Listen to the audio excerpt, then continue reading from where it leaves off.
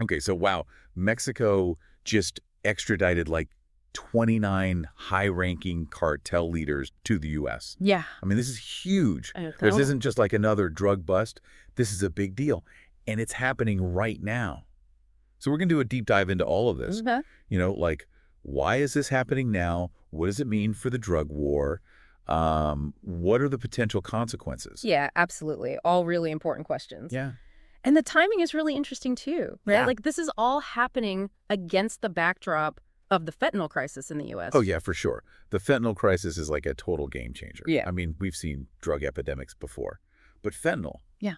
it's just so potent and so deadly. Right. It's just devastating communities across the U.S. And I think that's a big part of why we're seeing this sudden, like, crackdown. Yeah. It feels like Mexico's responding to that pressure. Absolutely. I mean, the U.S. has been really putting on the pressure, Yeah. threatening tariffs, even hinting at military intervention. It's a big shift for President Obrador, too.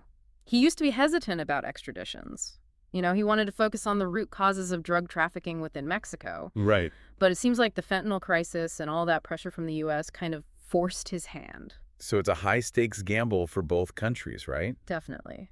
And to really understand what's at stake, we need to look at who these figures are. Like, who are these 29 people? Right. Two names that really stand out to me are Rafael Caro Quintero Oh, yeah, I've heard that name. and the Treviño Morales brothers. Okay, so let's start with Caro Quintero. He's been in the news a lot lately. Yeah, he has. And even if you don't follow the drug war closely, you might have heard of him. Yeah, that's true. He's a figure from the old guard, What does that mean? I mean, he was involved in some of the most notorious crimes of the drug war. Like what? Like the 1985 kidnapping and murder of DEA agent Kiki Camarena. Oh, wow. Yeah.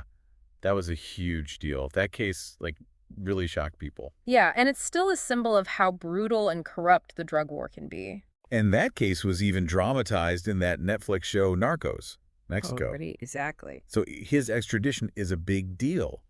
It's not just about current events. It's about, like, bringing someone to justice for past atrocity. Absolutely.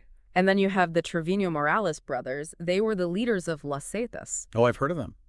They're known for their extreme violence. They're like the cartel that everyone's afraid of, right? Pretty much, yeah. They're like a paramilitary organization, ruthless against rivals, civilians, migrants. Wow. So they're a different breed. Yeah, for sure. Okay, so we have Caro Quintero representing the old guard and the Treviño Morales brothers representing this new wave of, like, ultra-violent cartels. Exactly. And then you have 27 other cartel leaders. Wow, 29 in total. Yeah, this is a massive operation. It really shows how seriously both countries are taking this. Yeah, for sure. But there's another side to this story, too. What's that? Well, some people are raising serious concerns about the legal and ethical implications of these extraditions. Oh, really? Like what kind of concern? Well, some Mexican legal experts are saying that some of these extraditions might not have followed due process. So, like, they're cutting corners. Yeah, potentially.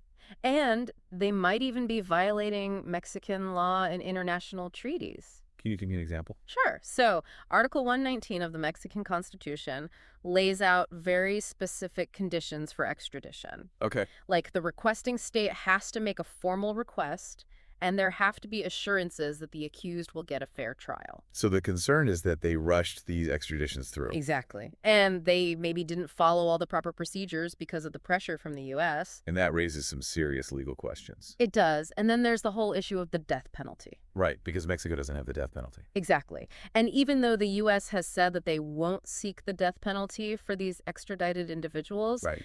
the mere possibility is still a major concern. Yeah, I can see why people are worried about that. It's a really tough situation for Mexico. They're under immense pressure from the U.S. to cooperate. But that cooperation is leading to a lot of criticism and legal challenges within Mexico. So they're caught between a rock and a hard place. Exactly. The Attorney General of Mexico has defended the extraditions, though. What's he saying? He's saying that they had to prioritize national security and that they needed to maintain a stable relationship with the U.S.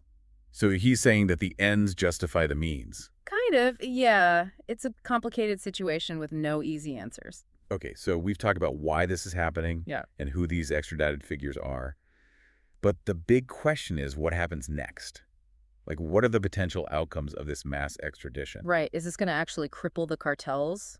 Or is it going to backfire Exactly. and lead to more violence? It's really hard to say for sure. I mean, dismantling the leadership could definitely weaken the cartels, Right. disrupt their operations, Yeah. maybe even create opportunities for rivals to move in. But that could also be a bad thing, right? Yeah, exactly. I mean, a sudden power vacuum could spark all sorts of violence. Like turf wars. Yeah, as different factions fight for control. And that could put civilians at even greater risk. Absolutely.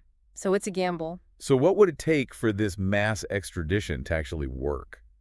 Like, to really make a difference in the long run? Well, Mexico needs to do more than just hand over cartel leaders to the U.S. What do you mean? They need to seize this opportunity to really crack down on corruption within their own government. Because corruption has always been a huge problem in Mexico. Exactly. And it's one of the main reasons why the cartels have been able to thrive for so long. So they need to clean up their own house. Yeah.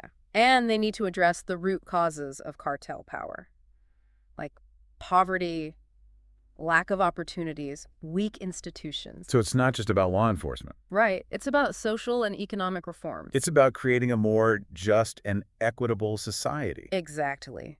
Because that's the only way to really undercut the cartels. And what about the U.S.? What role does the U.S. have to play in all of this? Well, the U.S. needs to step up, too. How? I mean, they can't just demand action from Mexico without addressing their own role in this whole mess. What do you mean? Well, the U.S. is the biggest consumer of illegal drugs in the world. That's true. So they need to tackle the demand side of the equation. So, like, focus on addiction treatment and prevention. Exactly. And they need to reduce the demand for these drugs in the first place. Which is a whole other can of worms. Yeah, it is. But it's an important part of the solution. So this mass extradition, it's just the beginning of a much longer and more complicated story. Absolutely. It's a high-stakes gamble. With potential for both good and bad outcomes. Exactly. And that's why it's so important to talk about this and to really think about the implications. Because this isn't just a story about Mexico. Right. This is a story that affects us all. And for you, our listener, it raises a crucial question. What would you do if you were advising the Mexican or U.S. government? What would be your next move after this mass extradition? What would it take to truly dismantle these cartels and create lasting change? It's a question worth pondering. It definitely is. Thanks for joining us for this deep dive. My pleasure. We'll be back soon with another episode.